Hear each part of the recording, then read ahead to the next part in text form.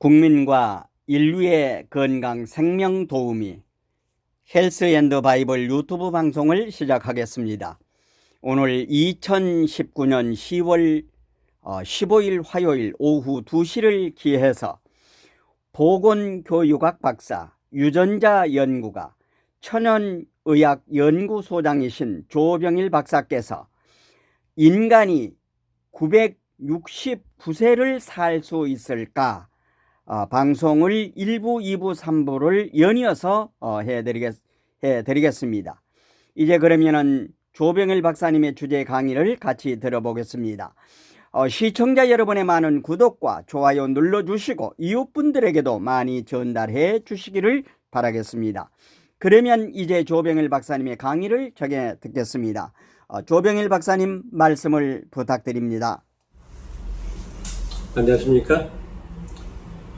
지난번에 두 번에 걸쳐서 인간이 969세를 살 수 있을까 하는 문제에 대해서 좀 점검해 봤습니다.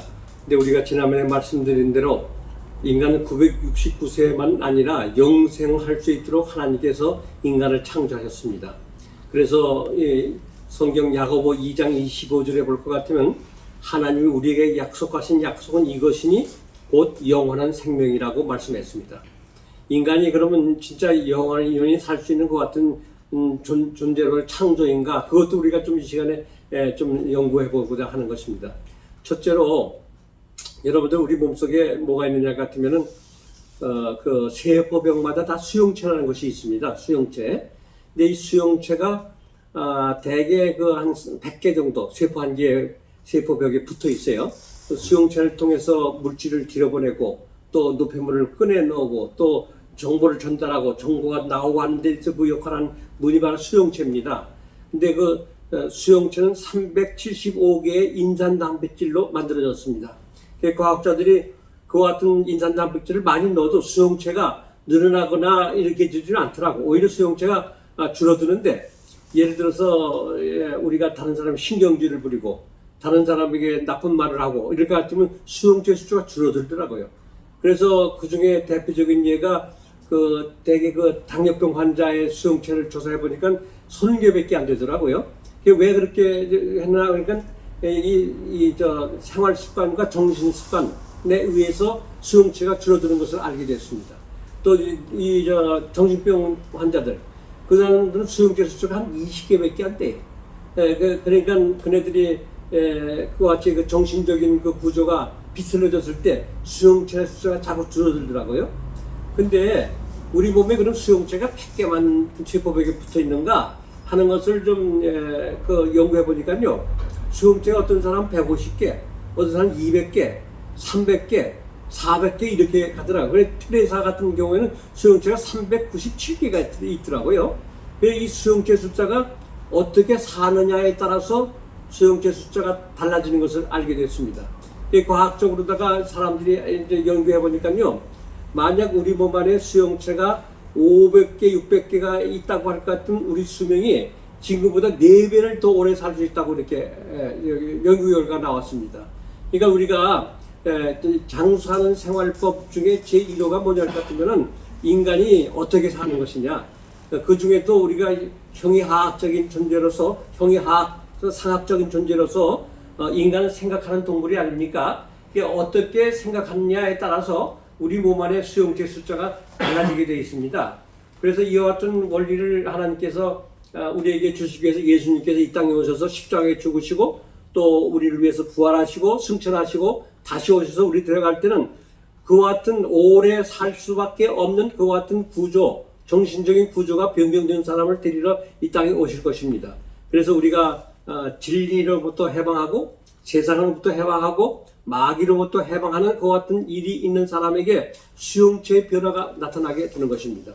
그래서 우리 수용체 숫자는 우리가 올바르게 살 때 수용체 숫자는 500개, 600개, 700개, 1000개, 2000개 이렇게 늘어날 수 있는 그와 같은 구조가 인간의 세포 속에 있다는 것을 알게 됐던 것입니다. 그래서 우리가 죄로부터 세상으로부터 마귀로부터 해방된 우리가 하늘나라에서 살 때 또 우주 세계의 왕이 될 때 그때는 우리 세포의 수용체 숫자가 전혀 다른 숫자를 가지게 된다는 것이 이 영생할 수 있는 첫째적인 공식인 것입니다. 그 다음에 두 번째는 뭐냐 같으면요, 사람의 이 세상에 태어날 때 우리들은 그 양수에서 떠 있다가 이 세상에 나옵니다. 그 양수가 나올 때 그 어린아기가 아기가 나올 때 그 속에는 물이요 100%가 양수입니다. 첫 번 나오자마자. 근데 그 양수가 빠지질 않습니다. 자기 나이가 먹으면 점점 빠지지만은 양수가 있지 않을 것 같으면 우리 속에서 생명 운동이 일어나지 않습니다. 우리 세포 속에 그 피 속에 양수가 계속 같이 흐르고 있습니다. 그러다가 이제 우리 심장으로다 물이 들어올 때 양수도 같이 따라오지 않겠습니까?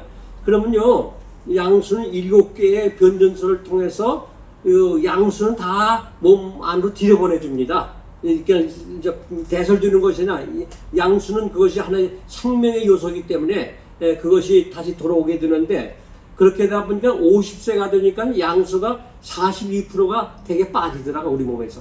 양수가. 그리고 또 한 60세쯤 될 것 같은 55%가 빠지더라고요. 그리고 70쯤 되니까 67%가 빠지더라고요. 그리고 80세쯤 되니까 69%가 빠지더라고요. 이런 식으로 해서 점점 오래 갈수록 양수가 다 빠지면 인간이 죽더라고요.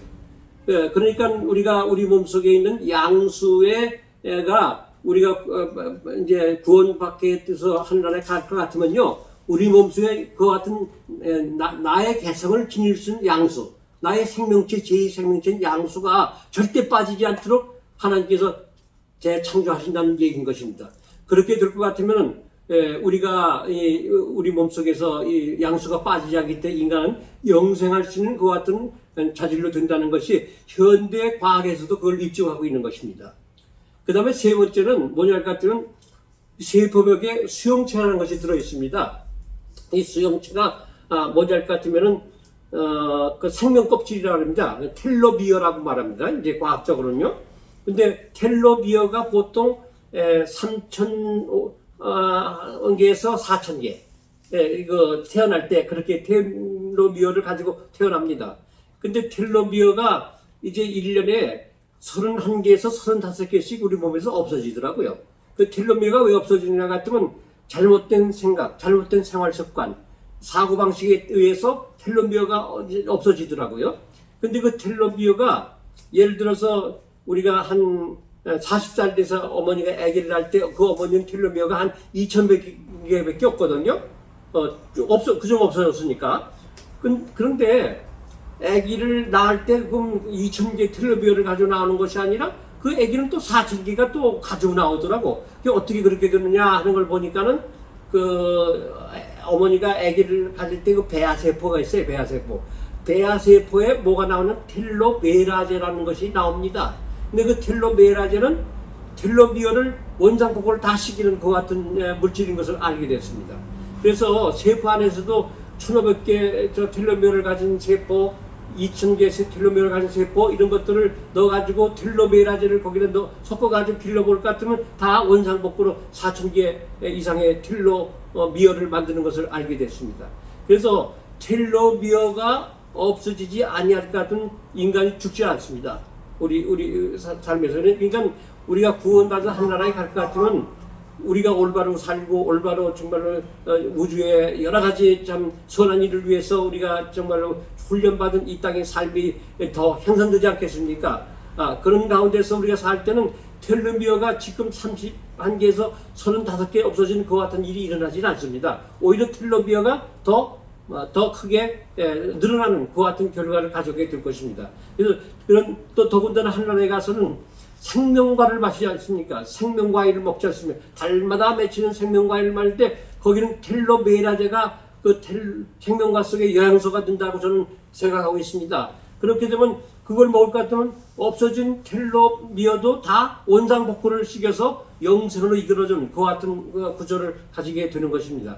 그래서 우리가 하늘나라에 가서 우리가 살게 될 때 이와 같은 인간이 가지고 있는 육체의 장기들의 하나님의 그렇게 회복시키시고 만들어주기 때문에 인간은 결코 영원히 살 수 있는 존재로서 하나님께 창조하신 것이 진리입니다. 오늘 여기서 말씀을 마치겠습니다. 감사합니다.